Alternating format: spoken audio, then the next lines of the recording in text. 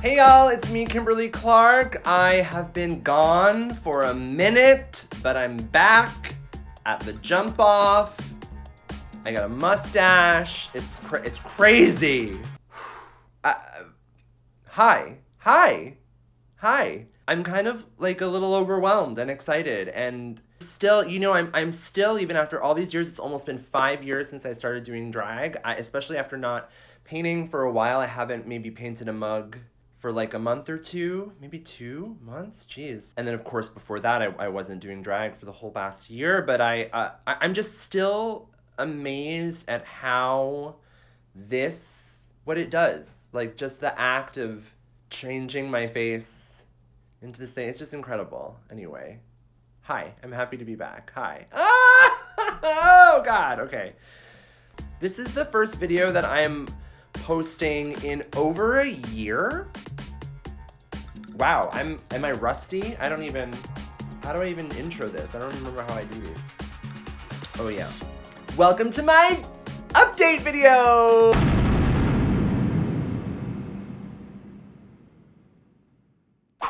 So if you missed, it wasn't the last video I posted, but like the second to last video I posted was a video that explained what was gonna happen in 2018, what happened to me. If you didn't watch that, I can give you a little quick summary.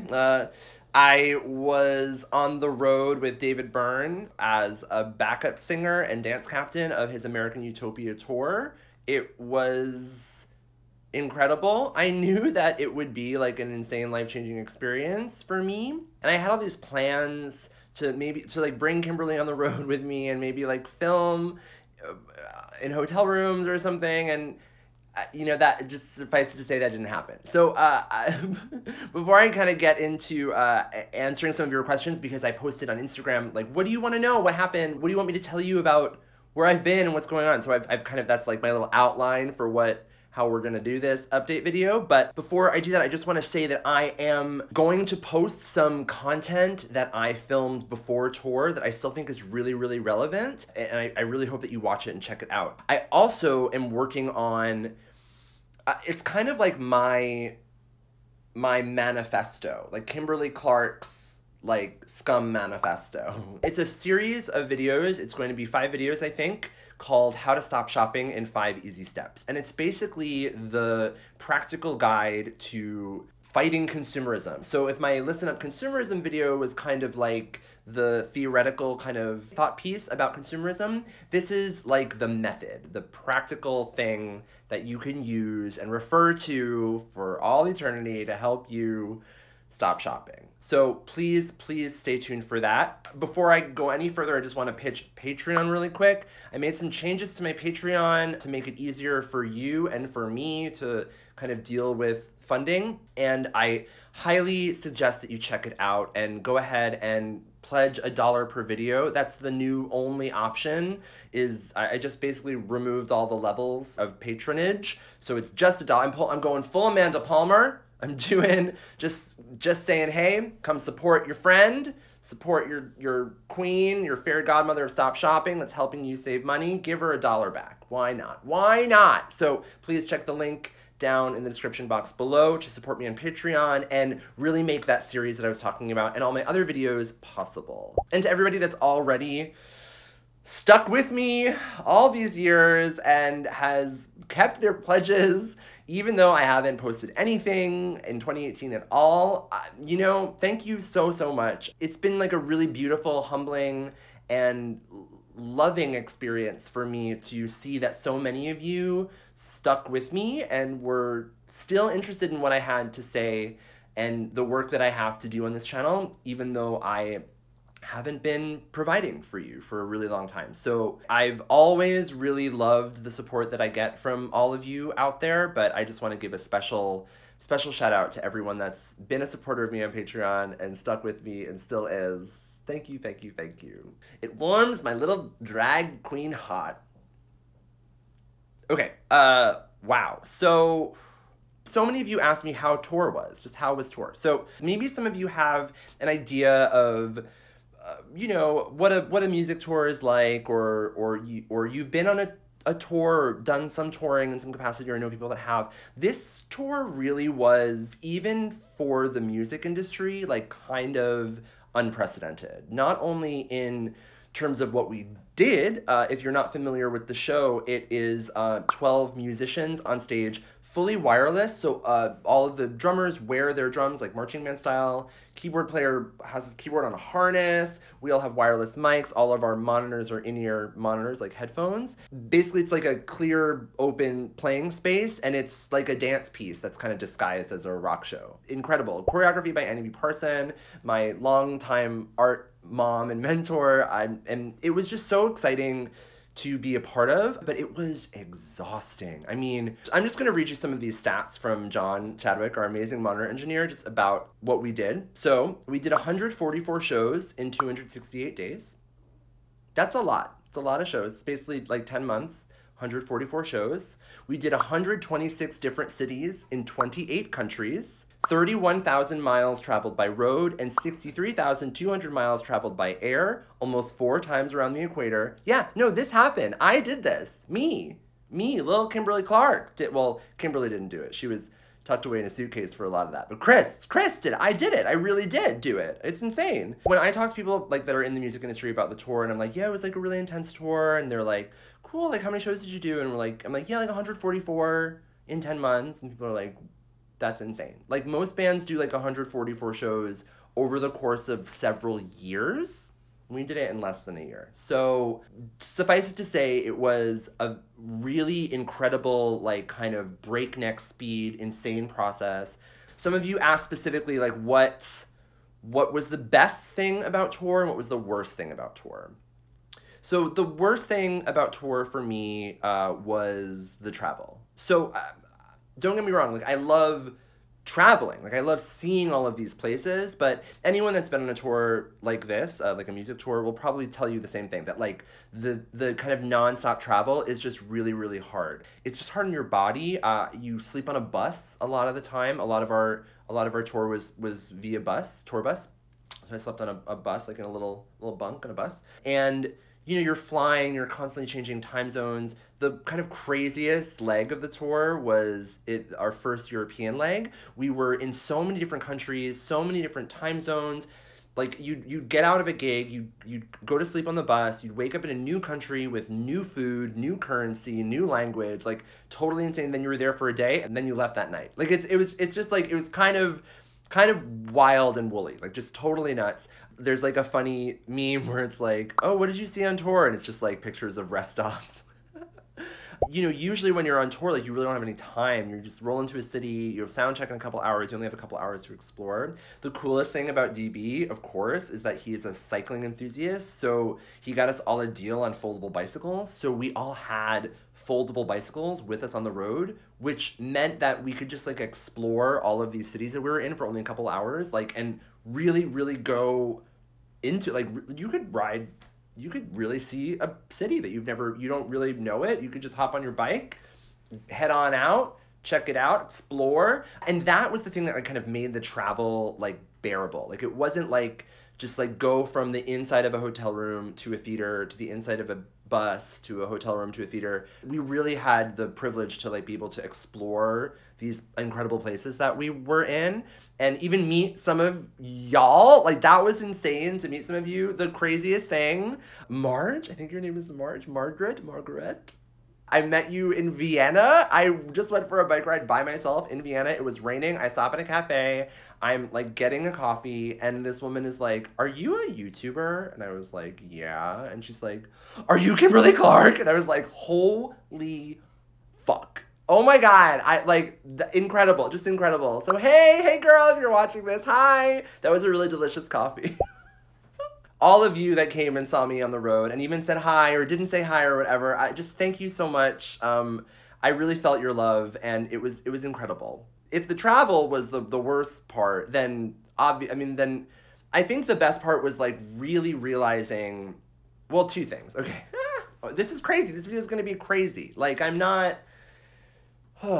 So traveling in and of itself was really rough, but I loved seeing America. So I've pretty well traveled already. Like I've been on tour a lot. I've seen lots of the world.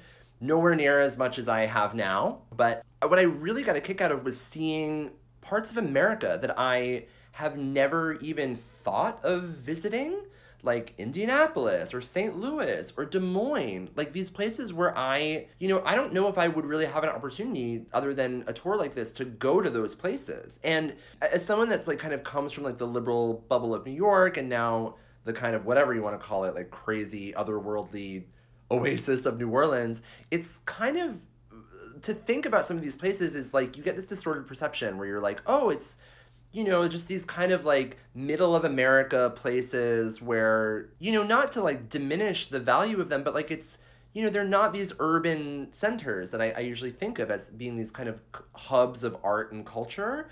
But I discovered so many incredible things, like the Des Moines Social Club, this incredible art center in Des Moines, the bike trails in Nashville, like around the I think it was like the Cumberland Trail. Also in North Carolina, I rode some incredible trails, like these really beautiful infrastructures and communities and people, tons of people. Oh my God, so many people live in America. It's insane. Like I'm always like, oh, it's like, Oklahoma, like nobody's there. And then we perform for thousands of people. Like people live there. Like people actually live in this country. It's huge. It's insane. And truly, like, I don't know if I would really understand that the way that I do now if I hadn't actually gone to these places and moreover like worked in this place, like actually like performed and like met people, like been in the room with real live people in these places. Truly, truly mind-opening, and my perception of this country is different now. Like it's just fundamentally changed. I feel like it's more realistic actually, and I understand, like it's not just like New York, LA, and everything else in between. No, there's these actual thriving, incredible communities that exist all over America, and that was maybe the most incredible thing to learn about this country that I live in, but I've only really considered myself to be like a citizen of just like a small part of it. And now I feel like I've seen it, man. I've been around, and it's really exciting. It's really exciting. And to see that there are really amazing progressive thinkers all over this country. It really gave me hope, and it made me really proud to be an American, actually. The tour is called American Utopia. David says that it's not an ironic title. It really is this idea of presenting not necessarily like the kind of answer to all of our problems, but just the idea, like questioning our society. Like, can we create utopia as a country? And honestly, like, I wasn't sure how I would feel about going to all these places, if I would feel positively, like, oh yeah, we can. But I feel really good, especially coming out of the election in 2016, like feeling really down about this country. And then to like really just see like, no, there's hope. There's hope everywhere, and there are people everywhere that like really make this country incredible. Anyway, yeah, that was kind of the best part. The other best part was being able to represent as a queer person on stage. So I'm a drag queen, obviously, and so I feel like, I've always felt like just existing has been like a kind of representation of queerness. But on stage, like, I wore makeup as a boy. Like, I was Chris. I was presenting as male, but I was like presenting as a queer male. And this is something that I was intentionally doing from the get-go. If y'all are interested in like seeing my boy makeup, like me doing like a American Utopia, like Chris's American Utopia look, let me know, because maybe I could do like a tutorial and like show you exactly what I use, etc. But I initially was like, I want to put makeup on because I want to make sure that everyone seeing the show understands that I'm not straight. Not that there's anything wrong with being straight, but I'm not. And I know that just from the way that our culture is that unless you like identify specifically as queer or other, people will just assume you're straight or normal. And so effeminate or whatever as I am, I really just wanted to make sure that nobody could mistake me for a straight cis white guy. And so I was like, I'm gonna put on a face. I'm gonna wear a face. And I did. It was great. I didn't realize how important that was. I really thought that was just like a thing for me that I was doing. That's for me. That's like a selfish thing, right? Like I want people to know who I am. But then we were doing a gig in Brazil in I think it was in Porto Alegre, I think. It was incredible. The Brazil tour was incredible. It was one of our early stops. It was kind of like the point in the tour where like I was like finally hitting like my first wall of fatigue. It was maybe like 15, 20 shows in maybe. And I was like really feeling fatigue, and the gig was like in a warehouse. It was kind of like just not having a good day. Like the dressing room was like under the stage, so like the subwoofer from the opening band was so loud, and like getting ready was like, it was just really stressful, and like it was just like a rough, you know, for the incredible experience that I was having, it was like I had a rough day. And so I got on stage, I did my gig. It was fine. It was totally fine. And then I you know, got off stage and I was like, let me just like get into bed. I'm so excited, just like to go to sleep and everything. And I looked at my Instagram and I had gotten a direct message from someone in the audience that was in the show. And they said, hi, I just wanted to let you know how important it was for me to see a queer person on stage with my music idol, with David Byrne. It really made me feel like there's a place for us in this industry, in the art world, in music, and thank you so much. I was the kid with the purple hair in the second row, and I was like, I was just freaking blown away. And from that moment forward, I was like, you know what? Not only am I gonna wear a full face of makeup, I'm gonna wear glitter. Like I amped it up, I queered it up, I was like, work, I gotta make, like, not only is this for me, but this is for any little gay boy or gay girl or trans person or genderqueer person or anyone that feels queer or identifies as other, to see me prancing around up there and fucking owning it, that is like, that's a reason. That's a reason to do it, to get up, to get on stage, even if I'm feeling like shit, just like get out, work, be fierce and fabulous, and own my queerness. And from that day forward, I was like, you know what? This is bigger than just me. This is about representation. It's really important. So thank you so much to that person that sent me that message. It was really kind of changed the tour for me. Okay, so someone asked, how is taking time off in terms of mental health? So I think that they mean from YouTube, taking time off from YouTube. This is like a really interesting thing that happened. So Kimberly Clark has been my job. Like, this is a job for me. So like I make videos, it takes time and effort and resources to make the videos. I add revenue from Google, and I also have patrons on Patreon that support my work. So it's something that I have to think about in terms of, I always have for the last, I think like from 2015, 16, 17, maybe really 16, 17, it was really my full-time job. It was like my main source of income. And so everything that Kimberly did in terms of YouTube and social media was kind of beholden to that. I couldn't really like just post like a million pictures of my cat or something. Like I had to kind of like be on brand at all times, just because this is a brand. Like my income is contingent on me building and growing this brand and providing content that people are interested in, etc. And because of that, for years now, I mean, Kimberly's about to turn 5. I'm about to be 5. My birthday is June 7th. I'm a Gemini. If you want to see the first gig I ever performed as Kimberly, check it out. I'll link it down below. I did Portuguese Love by Tina Marie with my dear friends Lizzie and Aaron as Mark Hall and Georgia Pacific. It was really incredible, but that was like my first time. That was 5 years ago. And when Kimberly, like when I really started to like get like a social media presence, Chris kind of like fell back. Like his social media life became less important just because I just didn't have time to like manage 2 people. So I kind of just focused on this one because it was the one that was lucrative. It was because it was my job. And so when I took a break from YouTube and went on tour, I also took a break from like social media as Kimberly. And so then I said to myself, you know, like I guess I could have like created a brand for Chris and like posted things and try to like, you know, sell myself more and like make more connections and stuff as Chris, like on Instagram or whatever. But I decided, you know, no, I've got this gig, got the gig already. If anything else happens, it'll happen. I'm a lot of incredible people are seeing me. You know, I'm getting myself out there.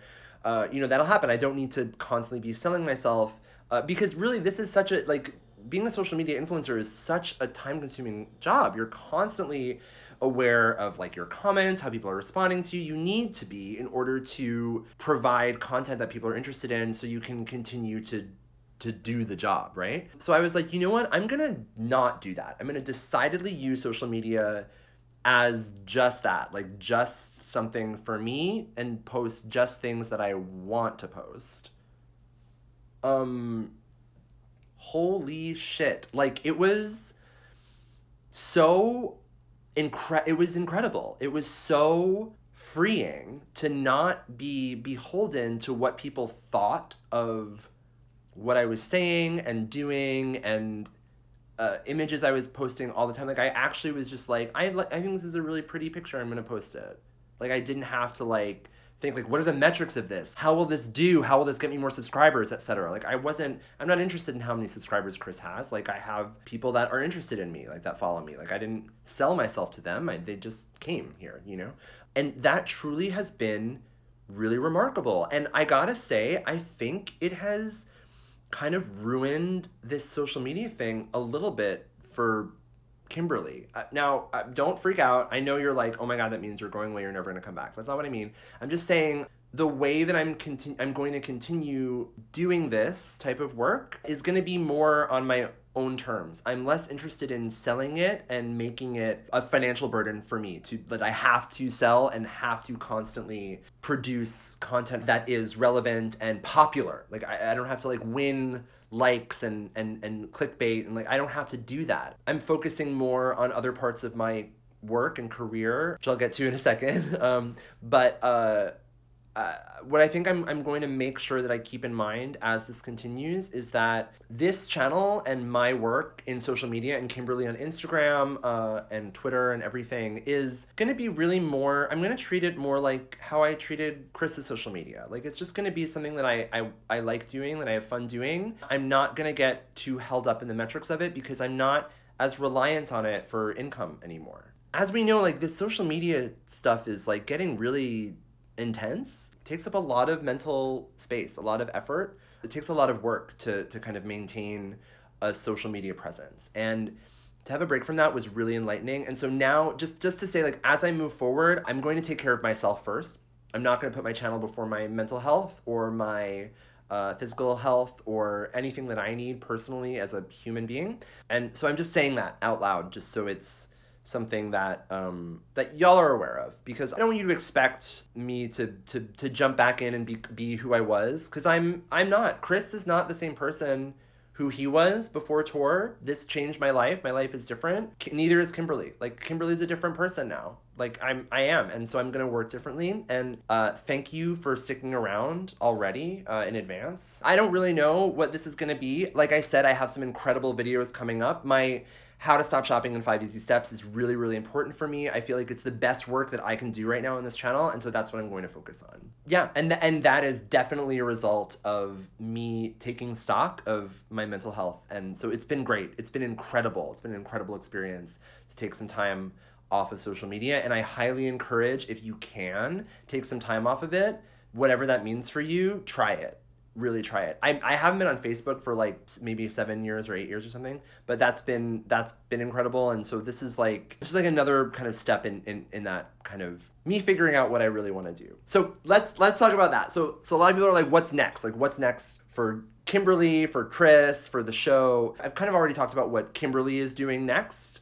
Chris is about to release his first album. I have a solo music project. It's called Boys Don't Fight. I am finishing it up right now. I'm mixing and mastering it. It's an intense process. It's crazy. I don't know how to do it, but I'm figuring it out. I have a lot of incredible support. And I'm really excited to get my music out there. It's super queer, it's super poppy. I think you're gonna love it. And as soon as I have more info about that, I will let you know, don't worry. But I'm really excited about that. That's kind of gonna be like my main focus. It's been basically my main focus since I got off of tour. I've been working on this album, I've been recording it, I've been writing it, producing it myself. And that's kind of the next big step for me. Also, American Utopia is not over. We have a run on Broadway. If you don't follow Chris on Instagram, that's kind of where you get all the updates about my life, but go ahead and follow him, Chris Giarmo. Hey. We're doing a run on Broadway. It's a limited run. We open October 4th on Broadway. Get your tickets. If you haven't seen the show,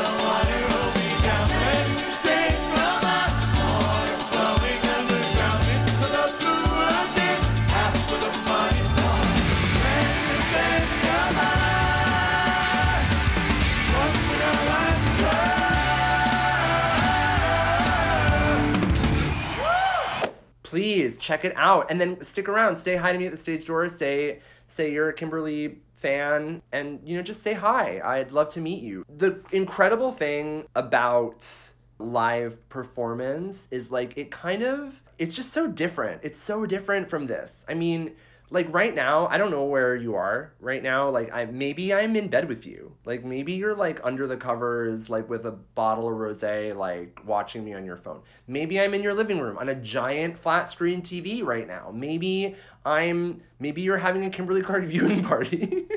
Maybe you rented a drive-in movie theater and I'm projected on a drive-in movie. Who knows? Who knows where I am?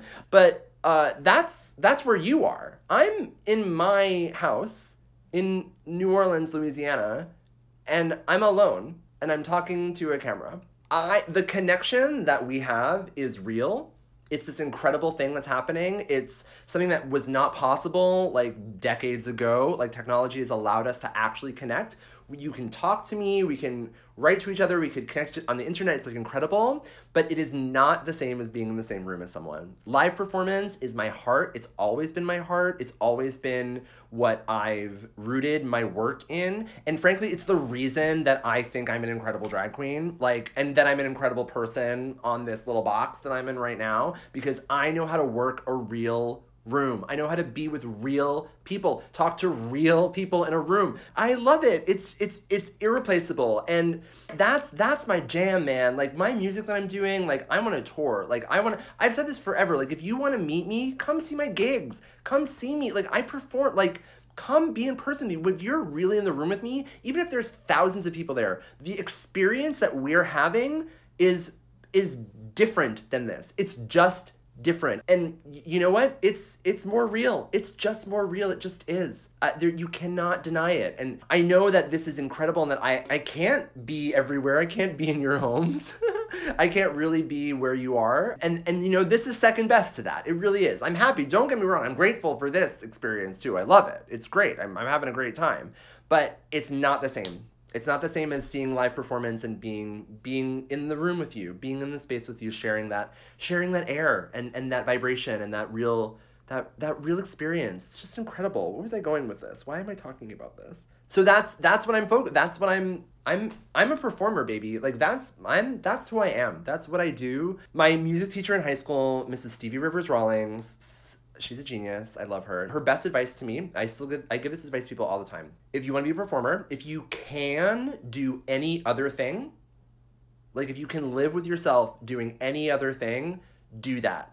Because this life is thankless. It's very difficult to make money. It's very difficult to be successful. And there's a lot of hardship and a lot of pain and a lot of personal sacrifice. But if you cannot live without performing, then you should be a performer. That's the only circumstance in which you can be a performer, and that's me. I'm a performer. People ask me, like, did you ever get bored doing the show? I did 144 times. Nope. Nope, because every single time it was a new room, it was new people, it was a new vibe, it was new. It was a new show every single night. And that's the incredible thing about live performance. It's just incredible. Oh, please come see the show on Broadway if you can. We have a run in Boston before. I'll put all the details in the description box down below. American Utopia on Broadway. Hope to see you there. And again, stick around after the show and say hi to me if you see me. Yay! I'm also gonna be on Broadway. I'm making my Broadway debut, y'all. Like, that's happening. That's also happening. Fuck yeah. I'm living the dream. I'm living so many dreams. Look, and I get to be a drag queen with a mustache. What the fuck? What? Let's see. Where am I? So I think I've talked about it. Did I talk about... So Boys Don't Fight, stay tuned. American Utopia on Broadway. Yep. So people are like, do an anti-haul. So here's the deal. So like I said, I took a break from social media, like from Kimberly for the past year. I also took a break from like makeup videos on YouTube. I didn't watch a makeup video at all in 2018. I found the makeup that worked for me on the road and I basically just replenished it. Again, if you want to see that video, if you want to see what it was, I'll be happy to share that with you. But keeping up with like new releases and seeing what's going on, I just wasn't interested in it. I found all these other things I was interested in. I was making music, I was meeting all these incredible people, like I was doing all this other stuff, and it's really just like expanded my experience beyond makeup, or let me say beyond the kind of materialism of makeup. I feel like YouTube, watching makeup videos is really just about like new makeup and like buying new makeup, or at least living vicariously through people that buy new makeup. And I just wasn't interested in doing that. So a lot of the content on YouTube, like, I wasn't really interested in. And I now try to go back and watch makeup videos, and I just can't really get into it. It's hard, man. Like, I still love doing makeup. Like I said, like, putting a face on today was really exciting. Like, really, like, it reminded me, like, why I love this, why I do this. But is it enough for me to, like, dive headfirst back in and watch makeup videos again? No. I mean, I miss my people. Like, I watched a haul from Tara Babies, like, 2 days ago just to, like, be with her. Because I missed her. I watched Coffee Break with Danny's vlog. Hey, girl. Like, I love these people. But the whole world, the buying makeup, I don't know. It doesn't do it for me anymore. Which is why I'm making this video about how to stop shopping. Because I feel like I've, like, figured something out, like a method that helps me, that maybe I can share with you, maybe it can help you too. But that said, because I haven't watched a lot of makeup videos, I can't do an anti-haul. And I want to say thank you so much to everyone. A couple months ago, I was gonna film, and then life happened, but I was gonna film an anti-haul when I got back from tour, and I asked many of you on Instagram to suggest products to me that you wanted me to talk shit about. Thank you so much to everybody that responded. And it was helpful for me to like take the temperature of the world. And honestly, I was just like, you know what? I'm not even interested in enough in like Too Faced Glow Job to like learn what it is to talk shit about it. There's literally like not enough time for me to even like learn about what that horribly named product is for me to talk shit about it. And then I've just been catching up with all the drama and like all the personality stuff, and like a lot of people also ask, can you talk about like the James Charles Tati thing and like talk about cancel culture and all that kind of stuff. I'm happy to talk about cancel culture actually. But in terms of just like the drama of, so the James Charles Tati thing, I really had no idea about until like after the fact. And I was like playing catch up. I watched some of the videos, but I basically read a lot about it. And there's this incredible podcast that my friends in New York do, Macy Rodman and Theta Hamill. Hey, they have a podcast called NymfoWars. Obviously, if you're watching this channel, you probably know about Tati Gate, as they call it. If you want to hear just the smartest, funniest, most incredible take on that whole situation, I'm going to refer you to them. Check out the NymfoWars Tati Gate episode. I'll link it down below. It's one of the most hilarious things. It's truly transcendent and amazing and smart and funny, and it's phenomenal. Also, I love Kat Black's video. I feel like she talks about James Charles and kind of perceptions of sexuality and stuff that I think is really interesting. So check out Kat's video. I'll link that down below too. I do want to say one thing. As someone that performed at Coachella, I performed last year at Baychella, technically. We performed the same day as Beyonce. No, I didn't get to meet her. She was in like a totally separate camp. Of course, like totally separate from everybody else. James Charles, like in his whole thing, he talks about like the artist passes and VIP passes. It's so funny. I was watching it and he was like, the only way you get an artist pass is if you get one from a brand or if you know someone. And I'm like, yeah, or if you're an artist, like if you're performing. The thing about Coachella is it's such a scene, and so backstage is not just for performers. It also is for people like James Charles who are not playing Coachella, but they're there like hanging out and schmoozing and doing all this stuff. Not for nothing, it was like one of the more annoying backstage situations of any festival that we performed at, just because of that. There were not just all the artists performing at the festival, there were also hundreds of other people that just seemed to be there to take a picture of themselves at Coachella. So that's the only other thing I'll say about that. So let's talk about cancel culture for a second. So a lot of you asked, like, what do you think about cancel culture? So related to this, like, should we cancel James Charles? Should we cancel people? You know, what should we do? I've fully engaged in cancel culture, obviously. In some of my anti-haul videos, I talk about like brands I'm canceling. I will no longer buy from this brand. I will no longer support this person. And it's something that I've done before I even had a YouTube channel. I at least attempted to not shop at Urban Outfitters ever since I learned that the CEO of Urban Outfitters once gave 10 grand to Rick Santorum's presidential campaign. Google Santorum if you want to know anything about Rick Santorum. And so of course I support like canceling certain companies because of what the people profiting from those companies do. Cancel culture doesn't work if it ends there. If the experience ends with, you're canceled. I'm saying you're canceled. I'm done. Aren't I great because I canceled you? Like, no. It's everyone's job to fight for everyone's rights. That's just the case. That's the truth. So if you're going to be critical of someone else for doing harm to other people or marginalizing other people, unless you're actively working to reduce that harm in other contexts, your canceling of someone is kind of meaningless. It doesn't do anything. Like, who cares if you don't buy that makeup anymore? But like, are you doing anti-racism work in your home life or like with the people around you? Then like, shut the fuck up. If you're not, then like, I don't care who you cancel. Like, no. Watch my video on white privilege if you want to know how to actually be anti-racist. Being anti-racist is a really active thing that we all have to do, and especially as white people, it's like our job to fix this. We created this problem, so we need to fix this problem. You know, cancel culture is an important part of that. It's not enough. It's not the end-all be-all. It's not the way to solve everything. It's a step in it. It's part of it. It's not everything. Okay. Someone asks, are you still sewing? Why, yes, I sewed this dress. Da, da, da, da, da. Oh, I'm not even wearing, I'm wearing boxers underneath this, so I don't know if this is gonna work, but I'll post some more pictures of it. But it's really cute, right? So I've been sewing, I actually made a bunch of things after tour. Again, if you wanna see that video, let me know. I've talked about it before. I've actually filmed some of it, just different things that I've made. A little spoiler alert, in my How to Stop Shopping video, I talk about appreciating making, and making your own clothes is a huge, incredibly helpful way to do that. So yeah, I have been sewing. I'm excited to sew more, and I'm excited to start sewing some clothes for Chris, because I've only made clothes for Kimberly, and I feel like Chris has been left out a little bit, and I'm excited. I'm gonna make some costumes for Boys Don't Fight, because why not? So, okay, finally, let's talk about the mustache. Let's just talk about it. Someone asked, like, how has your aesthetic changed in drag? I have a mustache now. I also have eyebrows that I have glued down. I haven't glued down a brow for like 3 years. Like, I've been shaving my eyebrows, so like getting like a beautiful, perfect blend, no problem.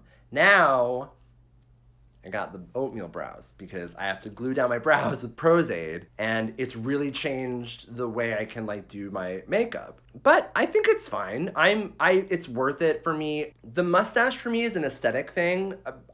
Chris has a mustache now in real life, and I like it. It's also kind of part of my queer representation. I think it's a kind of like throwback to like a kind of Freddie Mercury 70s thing, despite how misrepresented he was in Bohemian Rhapsody. I'm not a fan of that movie. I feel like Kimberly can have a mustache, especially when it matches this wig. Oh, I did color it to like match it even more, although I feel like I can do an even better job. I'm gonna work on it. One of my favorite Charles Busch quotes, this incredible drag performer, he says, "I don't want to be a woman, I want to be an actress." Because he wanted to be like a Hollywood actress. But like this idea that like, no, we're not going for like real passing gender binary situation. And frankly, like if you think like women can't have mustaches, then like you need to expand your idea of what a woman is. Like, come on, let's get with it, people. So like, as Kimberly, I still use she, her pronouns, and I have a fucking mustache. It's just what I want. I like it. I think it's cute. Get over it. It's fine. I've had chest hair for years, so like, whatever. Body hair is not gendered. Get over it. Get over it. The eyebrows are a different story. The eyebrows, I aesthetically am fine with my boy face without eyebrows. I have really light eyebrows anyway. They don't do a lot for me in terms of like aesthetic, in terms of like looks. Like my face without eyebrows, people are like, oh, what's up with your face? Like they don't really notice like, oh, you don't have any eyebrows. But what they do is serve an important purpose, which is to keep sweat out of my eyes. Now, like I said, I'm going to continue doing American Utopia. I'm going to continue performing as Chris. I'm a sweaty person. I sweat a lot. Have I stained? Yeah, look at the color difference between this strap, this linen strap that has been covered with my hair this whole time, and this. Like, I sweat. I'm a sweater. I'm a sweater. Now that I've gone, I've like grew back my eyebrows and I like remembered that they're actually helpful for keeping sweat out of my eyes. Girl, I'm not going back. I can't go back. I need them. I need them to perform. So what that means is that Kimberly's just gonna have, it's gonna take me like an extra hour to get ready because I gotta glue my eyebrows down. I use Pros-Aide, by the way. I don't use glue sticks. It's worth it for me because I need them. I need the support. I need the protection. And if it means my eye makeup's gonna be a little less blended, then that's fine. I'm a drag queen. Who cares? I still look fucking great. I think I'm gonna stop talking now. It's just exciting to be back and like just filling y'all in and what I've been up to. So many of you have posted so many comments. On the road, I would look at my comments I get notifications every day of YouTube comments and stuff, and people were like, when are you coming back? When are you gonna post again? And I really do. Like I said, I really feel the love from y'all. And it's the reason I'm here right now. It's the reason I'm doing this video. I wouldn't have been doing this if you all weren't begging me to come back. And here I am because I care about you. And I also care about anti-consumerism as a movement. And I feel like the ball's rolling, it's going. It doesn't need me, but I feel like I can help in a unique way. And I'm here for that. And that's what y'all want me to be here for. And girl, I'm here. I'm the queen of stop shopping. Bitch is back. The bitch is back! Subscribe to my channel if you haven't already. Give this video a thumbs up if you liked it. And stay tuned for all these videos, especially my How to Stop Shopping videos. I'm so excited about those. I'm working really hard on those. They'll take the place of the anti-haul that you've been missing. You've been wanting an anti-haul, but I'm gonna give you something even better. I'm gonna give you a tried and true method of how to actually stop shopping and actually disconnect from this crazy consumerist mentality that's being perpetuated all over the internet and on YouTube and the world. Oof, girl, it's crazy. Again, check out my Patreon. Consider supporting me if you can. It's gonna make these videos roll out a lot faster and will afford me the time to work on them and actually produce them. Thanks so much for being interested in me and my life and for paying attention. If you made it this far, Team Organic Pear. Remember Team Organic Pear? Oh. All right, I'm out. I gotta go. I gotta take this wig off. It's 90 degrees. Wow, it's good to be back. It feels really good. I wasn't sure how I was gonna feel, but it feels good. Yay! I'm Kimberly Clark. Bye.